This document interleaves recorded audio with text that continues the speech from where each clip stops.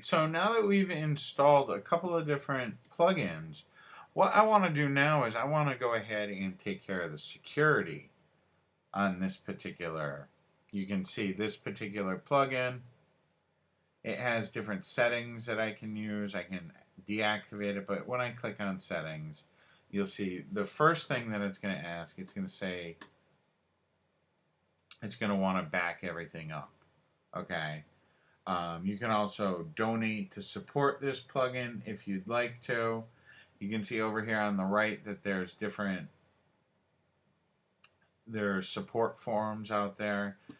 This is a brand new website. I don't have anything that really needs to be backed up yet, so I'm going to just click no thanks. I already have a backup. Okay. Now what it's going to be doing is it's going to be going through and it's going to be making some changes. So the first thing that it has to say is, do you want to allow this plugin to change WordPress core files or don't allow it? I honestly, because I saw all the different reviews that came with this plugin, I'm going to go ahead and allow this plugin to change the WordPress core files. So I'm going to just click on that, and you can see that it's gone through, and it's going to tell me the status of everything. And then this button right here, you can say that the button below will turn on all the basic features of Better WP Security, which will automatically protect your site from potential attacks. It will not automatically activate any feature which may interfere with other plugins, themes, or content. So you can go ahead and click this, and all basic attacks will be secure on your site. Like, people won't be able to do basic attacks on your site.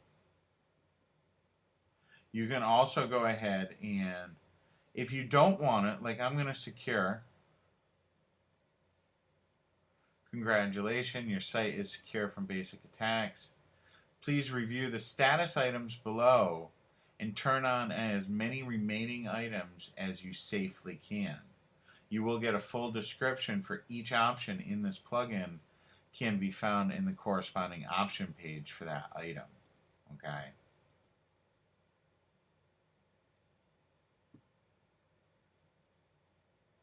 Now you are enforcing strong passwords, but not for all users. And then I can go ahead, click here to fix that. Okay, and what I would do is editor, author, contributor, self. I'm going to just leave that as is. We can protect files, we can disable directory browsing. There's all different kinds of different things that we can do. So now, back at this security main dashboard, what we can do is we can go ahead, and this is going to tell us the status of everything. And truthfully, a lot of these things are a lot better than when they were. Really, only things in red should you go ahead and take care of immediately. One thing that they're saying is my table prefix should not be WP underscore. So I'm going to just click on the click here to rename it. Okay, and it's going to give you warnings here. Okay, and I'm going to just change the database, and then it tells me that this has now been fixed. My database is no longer 55. If I go back to this dashboard here, you can see that that's been done. Everything that's in green is great. The things that are in orange are partially secured, and then the things in purple are not fully secured, but you shouldn't change them because they may, or you shouldn't change them unless you're sure that you're not going to have any interference with any themes or anything like that. But just by installing this and running those quick couple of fixes, you're going to have a much better time with a secure WordPress installation, because they really are easy to hack into.